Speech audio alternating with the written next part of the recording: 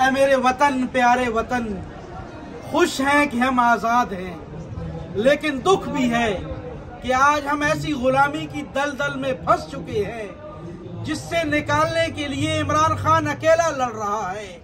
آج ہم آزاد تو ہیں لیکن پھر بھی امریکہ کے غلام ہیں۔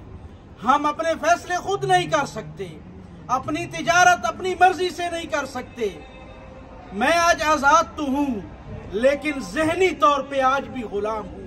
اے میرے وطن، میں آج آپ سے ایک عہد کرتا ہوں کہ آخری سانس تک، جب تک تو حقیقی آزادی کی راہ پہ گامزن نہیں ہوتا، میں اپنے قائد عمران خان کے ساتھ لڑتا رہوں گا، اور آخری سانس تک جب تک تو آزاد نہیں ہوگا میں اس نظریے کے اوپر کھڑا رہوں گا، لڑتا رہوں گا اپنے قائد کے ساتھ، اس حد تک کہ میری جان چلی جائے۔